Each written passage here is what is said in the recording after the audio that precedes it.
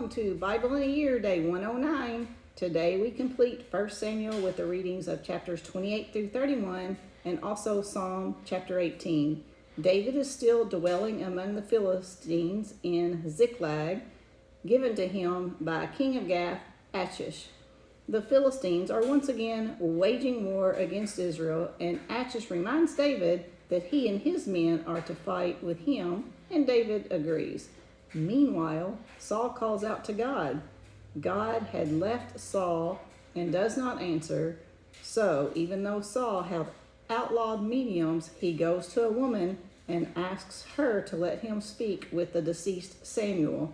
To the surprise of this so-called medium woman, Saul is able to speak to Samuel, who reminds Saul that because of his sin in not obeying God, in annihilating Amalek, God had left him. Samuel further explains that the Philistines will win and Saul and his sons will die.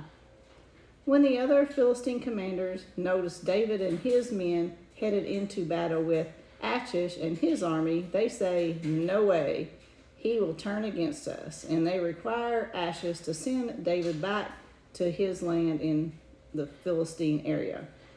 The Philistine army continues toward Jezreel to fight Israel. Upon David's return to Ziklag, he discovered the land had been raided by the Amalekites, who had burned the land and taken the wives and children. David seeks God, and God instructs him that he may pursue the enemy and that he would be able to prosper and rescue the wives and sons. So David and 400 of his 600 men head out and kill all but 400 Amalekites and rescued everyone and everything that had been taken from Ziklag. They also acquired much livestock from the Amalekites. When the 400 returned, they did not want to share the spoils with the 200 men that did not go. However, David made it a statute that the share would go to the men who fought and the men who stayed behind. David also sent part of the spoils to his friends in Judah. Meanwhile, the Philistines are fighting against Israel. They overtook Saul and killed his sons, Jonathan, Abinadab, and Malchishua. Saul was wounded and asked his armor bearer to finish him off. The armor bearer would not, so Saul fell on his own sword, and the armor bearer followed suit. Recognizing their loss, the remaining Israelites in the area fled, and the Philistines took over the land.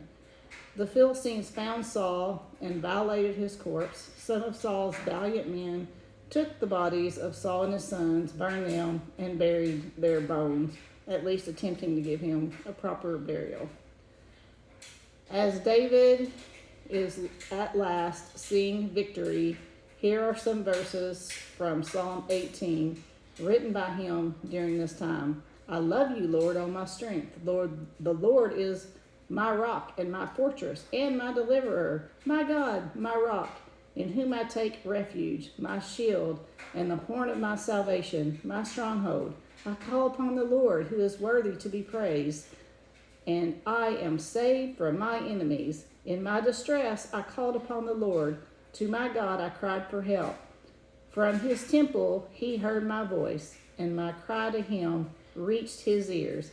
He sent from on high, he took me, he drew me out of many waters. He rescued me from my strong enemy and from those who hated me, for they were too mighty for me. You save a humble people, but the haughty eyes you bring down. You have given me the shield of your salvation, and your right hand supported me, and your gentleness made me great. The Lord lives, and blessed be my rock, and exalted be the God of my salvation, who rescued me from my enemies. Yes, you exalted me above those who rose against me. You delivered me from the man of violence. For this I praise you, O Lord, among the nations, and sing to your name. Great salvation he brings to his king, and shows steadfast love to his anointed, to David and his offspring forever." Join tomorrow as we begin 2 Samuel. Have a blessed day.